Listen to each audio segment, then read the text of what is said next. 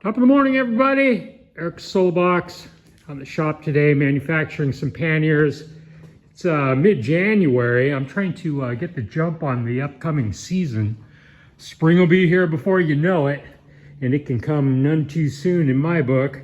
So anyway, there's trouble brewing over here. So when I built this shear, you know, you can't really stomp on the pedal for a foot shear when you've got 8 foot worth of aluminum hanging out of the front of it.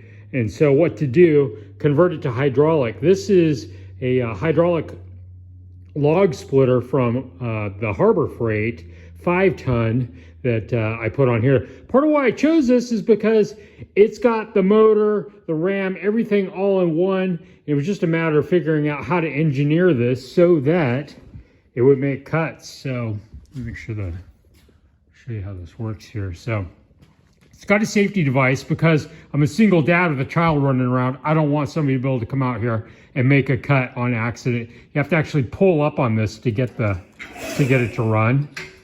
With that down, it won't actually move. It'll spin up the motor, but the hydraulics won't go. And so I built a little safety into that because Asher is always out in the shop. He's old enough now that he would know better. But anyway, I built this, I'm going to guess like maybe 5 years ago. I don't know. But either way, trouble is brewing. So when I did build it, I always kind of wondered, you know, because it's a Harbor Freight tool, like I've never put hydraulic fluid in this or anything. Basically, I took the wheels off of it, got it mounted onto here, built the plates and everything I needed to get this to hydraulically activate. And I've basically just made thousands and thousands of cuts with it. But I happened to notice this morning, and so it's always been on my mind, you know, how long will this run without any trouble? Well, it looks like trouble is brewing. I've got, I see some fluid down here, and so it's coming off of the actual ram itself. Probably just a seal in there, I'm gonna guess. You know, considering that I've never even put fluid in this, it's remarkable how well it is actually functioned. So, you know, my worst case scenario is to get caught with my pants down and end up in a position where, you know, like somebody orders something and I can't finish it because of a breakdown or something. I would not want that stress. So probably my best bet is after I finish this batch is for me to pull this off of here and try to figure out what's going on. You know, worst case scenario, I can go buy another one of these and just do exactly the same thing with it. Hopefully it wouldn't come to that. I'm gonna guess it's just like a little O-ring or something in there that probably needs to be replaced. And then, you know, hopefully I can make thousands more really nice trouble-free cuts with it. So I don't know, we'll find out. Anyhow, this morning, all I've been doing is going through and lopping up metal. So this was 5 full-size sheets. A lot of my job is in knowing, you know, what all can I build with a certain amount of metal, and, you know, how to create the least amount of scrap, you know. Most of this isn't even from today, but I've been out here lopping up metal. I've got, I think I'm building 8 full sets of boxes is what I'm building today. I'm not building any top boxes in this batch. Basically, the one thing that sells the best is just, you know, standard 9-inch side cases. So I'm building a bunch of extras of those just to have them in stock, hopefully ready to ship for people. When spring does hit, I'll have a whole bunch of extra stuff.